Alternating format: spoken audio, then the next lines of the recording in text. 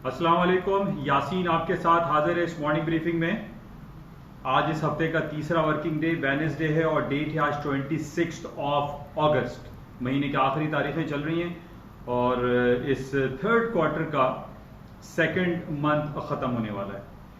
बहरहाल सबसे पहले हम कराची की तबाहाली की बातें कर लेते हैं। 2-3 दिनों से जो बारिशों का सिलसिला चल रहा है उसने पूरे कराची को एक जंगी कैफियत में डाल दिया है। ना आप घर से बाहर निकल सकते हैं, ना दफ्तर जा सकते हैं, ना कारोबारी सरगर्मियां आप कर सकते हैं। बिल्कुल आप मुकीद होकर रह गए घरों में, क्योंकि उसकी वजह यही है कि हमारे यहाँ जो इंफ्रास्ट्रक्चर है, जो बदतरीन इंफ्रास्ट्रक्चर है जो कि दिखाई दे रहा है, जो कि पिछले 15-20 सालों में इसका बदहाली का शिकार हुआ, उसकी वजह सिर्फ और सिर्फ ये दिखाई दे रही है कि जो हमारे मेन बड़े बड़े बरसाती नाले थे उनके ऊपर इंक्रोचमेंट आ गई है। बरसाती नाले साफ नहीं होते, गटर नाले साफ नहीं होते।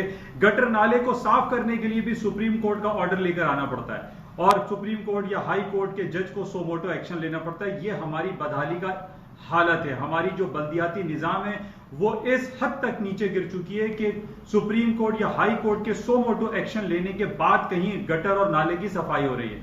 तो अब आप इसका अंदाजा लगा सकते हैं कि हम किस हालत से गुजर रहे हैं और ये हालत जंग अगर इसको कहा जाए तो बेजा ना होगा, क्योंकि जो हमारे पास जो सोशल मीडिया पे क्लिप्स भरी पड़ी हुई हैं, लोगों की गाड़ियां बह रही हैं, मोटरसाइकिल गटर नालों में बह गए, लोगों के घरों में पानी भर गया, लोग इतनी सख्त शदीद परेशानी के में मुब्तला हैं जिसका इजहार मैं समझता हूं कि अल्फाज से अदा नहीं किया जा सकता।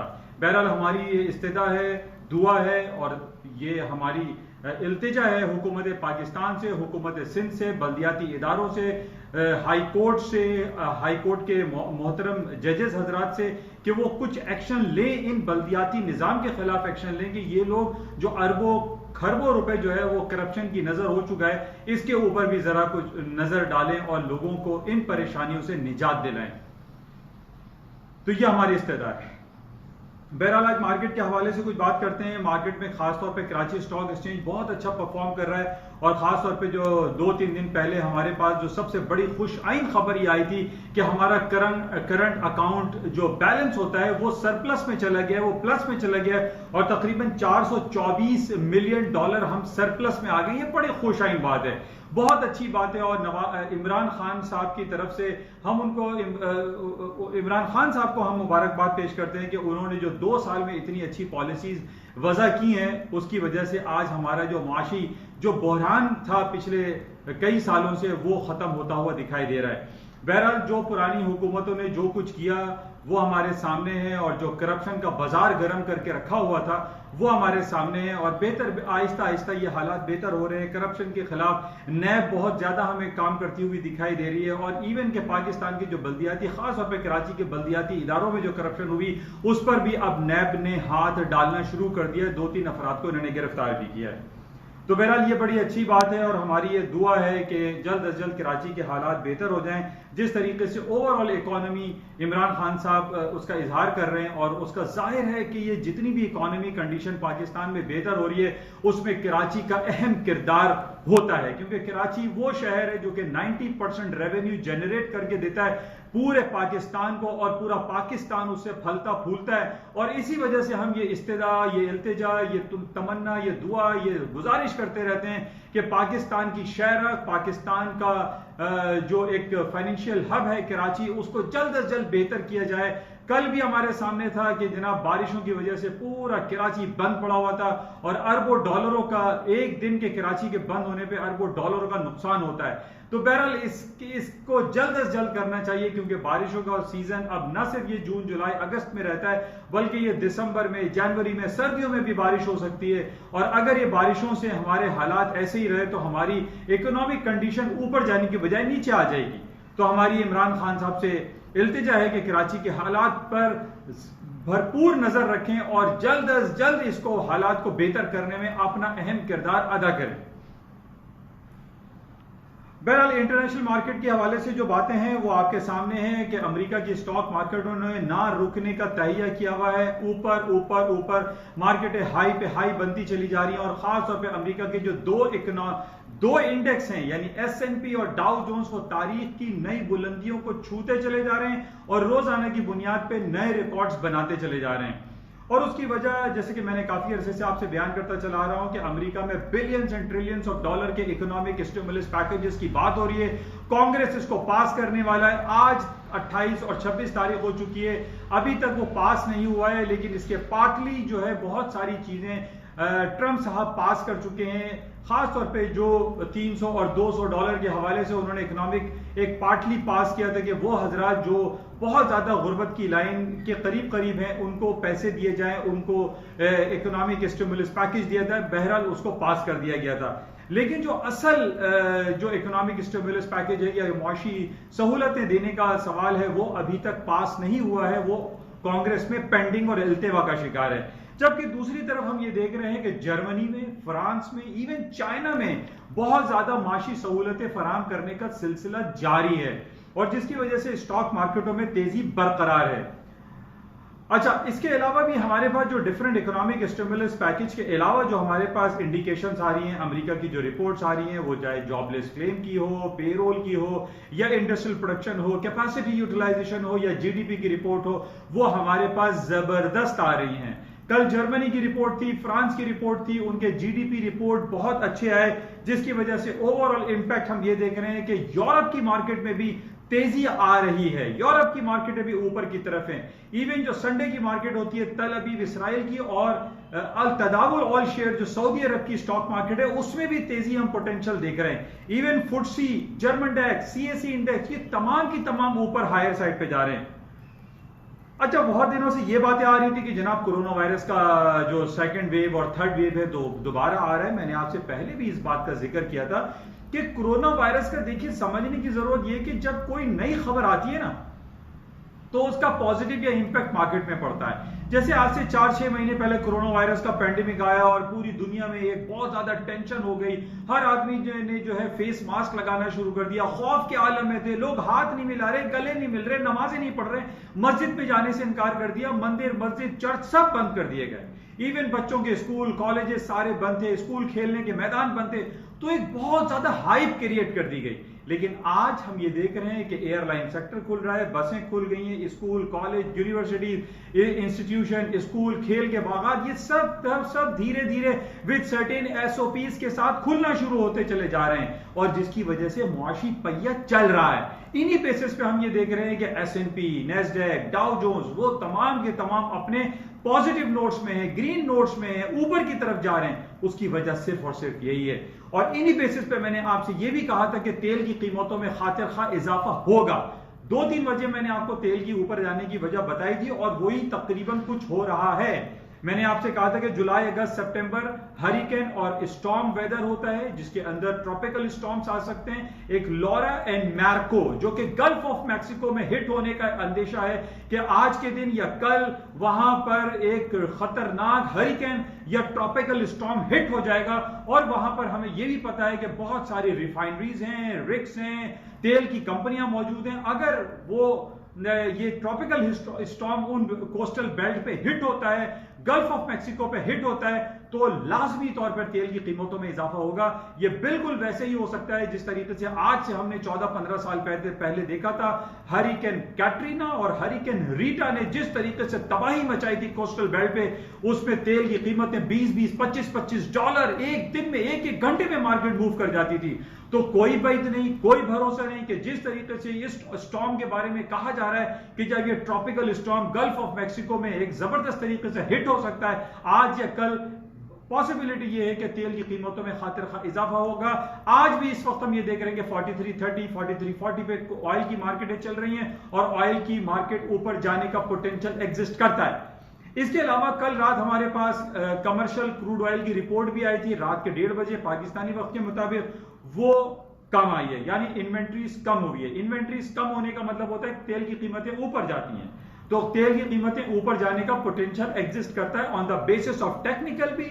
$41 से ऊपर मैंने आपसे कई बार कहा, आज से 6 महीने पहले $41 का मार्केट का गैप था और वो 41 से मार्केट ऊपर चली गई है। 41 से ऊपर टेक्निकल ग्राउंड पे ऊपर है, प्लस ये जितने भी ट्रॉपिकल स्टॉर्म्स हमारे पास आ रहे हैं या फिर हमारे पास जिस तरीके से मुआशी पहिए की बातें हम करते हैं कि कोरोना वायरस के केसेस कम हो रहे हैं और मुआशी पहिया चलने वाला है, जहाज और आपके तमाम जितने भी आपके व्हीकल्स हैं वो चलना शुरू हो जाएंगे, तो तेल की मांग में इजाफा होगा। और इसके अलावा हमारे पास ये खबरें भी पहले से मौजूद है कि OPEC and OPEC plus countries जो है वो तेल की प्रोडक्शन की कट की बातें कर रहे हैं। प्रोडक्शन कट होगा, प्रोडक्शन कट होने पे तेल की कीमतों में इजाफा हो सकता है। तो बहरहाल इसको आप क्लोजली वॉच करें कि what is happening with oil.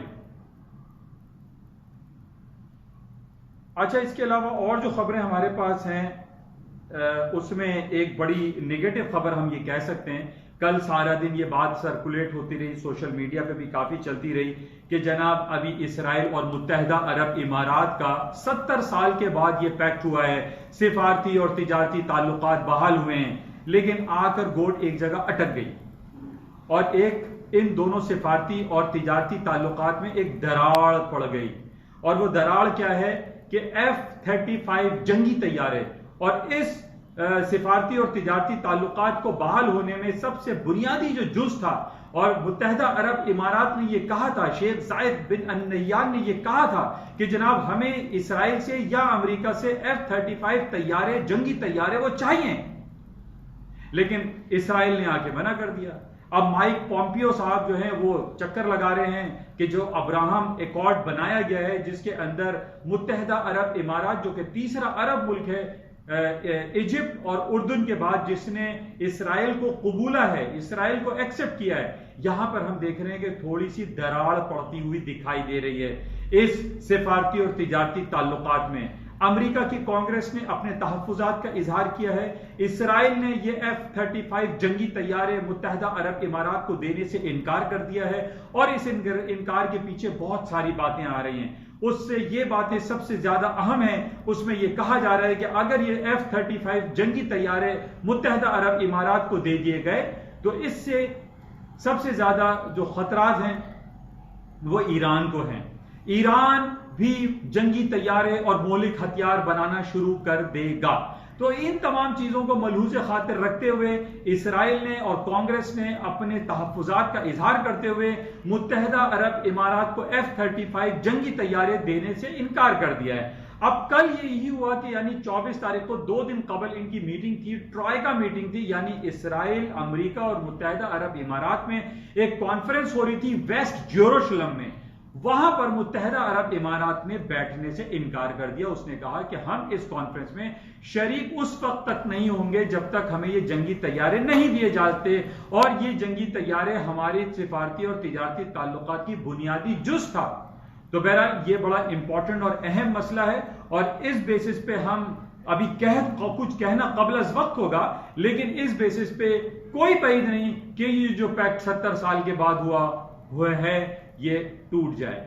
बहरहाल ये पैक्ट के पीछे America as a brokered service अपनी दे रहा है, तो ये हम ये कहें कि जनाब ये सिफारती और तिजारती ताल्लुकात खत्म हो जाएंगे, ये कहना अभी इतना आसान और मुनासिब ना होगा, लेकिन इसको बेहतर तौर पर हैंडल किया जा सकता है। हो सकता है कि F-35 के अलावा अमेरिका या इसराइल कोई दूसरे तैयारे मुत्तहदा अरब इमारात को दे दे, लेकिन मुत्तहदा अरब इमारात अटल है, रुका हुआ है, और वो ये कहता है कि हमारी ये जो डील हुई थी ये F-35 जंगी तैयारों के बेस पर ही हुई थी। लेकिन अब हम ये देख रहे हैं कि जो अब्राहम एकॉर्ड पे साइन करने के बाद इनमें दरारें पड़ रही हैं। इन बेसिस पे ये कहा जा सकता है कि सोने की कीमतें जो कि 1920 का डॉलर का मैंने आपको लेवल दे रखा है, इस वक्त भी हम देख रहे हैं 1919, 1920, 1915, 1925, मार्केट 1920 के करीब आकर रुक गई है। तो इन बेसिस पे हम ये कह सकते हैं कि जो मुत्तहदा अरब इमारात ने इनकार किया है कॉन्फ्रेंस में बैठने से और इसमें दरार पड़ती हुई जो हमें दिखाई दे रही है, इन बेसिस पे सोने की कीमतें दोबारा इन बेस पे ऊपर जा सकती हैं। और प्लस सोने की कीमतें ऊपर जाने की वजूहात मैं पहले भी आपको बयान कर चुका हूं कि पूरी दुनिया में जो इंटरेस्ट रेट की कटौतियों का सिलसिला चल रहा है, उन इंटरेस्ट रेट कटते चले जा रहे हैं, billions and trillions of dollar के इकोनॉमिक स्टिमुलस पैकेजेस दिए जा रहे हैं। न सिर्फ फ्रांस, जर्मनी, चाइना, अमेरिका, बहुत सारे ममालिक ऐसे हैं जो कि नोट छाप रहे हैं, नोट छाप के वो दुनिया में फैला रहे हैं, जिसकी वजह से कदर कीमत करेंसी नोट की, कागज की डिनोमिनेशन, जो इनकी जो डीबेसमेंट ऑफ करेंसी हम कहते हैं, इसकी कदर कीमत में कमी होती है और सोने की कीमतों में इजाफा होता है। तो ये बड़ा इंपॉर्टेंट पॉइंट है, इसको आप समझिए और इन्हीं बेसिस पे हम बहुत सारी चीजों को देख सकते हैं। अच्छा, आज है बरोज बुध, आज वेडनेसडे है। कल बड़ा इंपॉर्टेंट डे है हमारे पास, जैक्सन होल कैंसस सिटी में एक बड़ा जबरदस्त इकोनॉमिक एक कॉन्फ्रेंस होती है जिसमें पूरी दुनिया के जो फाइनेंस मिनिस्टर हैं, गवर्नर्स ऑफ बैंक हैं, बैंकिंग सेक्टर्स के जो हाई अप्स होते हैं, वो जैक्सन होल सिंपोजियम अटेंड करते हैं। और उसमें कल जर्मी पाल साहब स्पीच देंगे, वो तकरीर करेंगे और इनकी तकरीर में हम ये चीज ढूंढेंगे, इस अमर को चेक करेंगे, क्या आया अमेरिका फेडरल रिजर्व बैंक अगली मीटिंग में इंटरेस्ट रेट को कट करेगा या कोई मजीद स्टिमुलस पैकेज देगा, या उनकी इकोनॉमिक सिचुएशन के हवाले से क्या कमेंट्स आते हैं, बड़े इंपॉर्टेंट हो गए। तो कल बहरहाल बड़ा इंपॉर्टेंट डे है, जैक्सन होल सिंपोजियम जो कि कैंसस सिटी में होगा। अच्छा, इसके अलावा आज मार्केट के ऊपर जाने की वजह हम ये भी कह सकते हैं कि चाइना की जो सेंट्रल बैंक है, चाइना ने 29 billions of dollar repo revenue generate किया है, रिजर्व रेपो के थ्रू इंजेक्ट किया है 29 बिलियंस ऑफ डॉलर, जो कि पॉजिटिव है और इसकी वजह से भी स्टॉक मार्केटों में ऊपर की तरफ हम सिलसिला देख रहे हैं। तो बहरहाल ये बड़ा इंपॉर्टेंट था आज तक के लिए, आपसे इंशाल्लाह राब्ता रहेगा और हम देखेंगे कि क्या सूरत हाल रहेगी। आखिर में जाते हुए मैं हुकूमत पाकिस्तान, हुकूमत सिंध से सिर्फ यही दरख्वास्त कर सकता हूँ, बल्दियाती इदारों से दरख्वास्त कर सकता हूँ कि 90 साल जो रिकॉर्ड कल टूटा है कराची में बारिशों का, खुदारा इस पे तवज्जो दें और कराची को इसकी खुशियां, इसकी खूबसूरती, इसकी रोशनियां, इसकी खूबसूरत सड़कें वापस कर दें। प्लीज ये दरखास्त है, हम सब पाकिस्तानियों की आवाज है, खास तौर पे हमारे कराची वालों की आवाज है कि इस कराची की खूबसूरती और रौनकें वापस लौटा दें। शुक्रिया, खुदा हाफिज।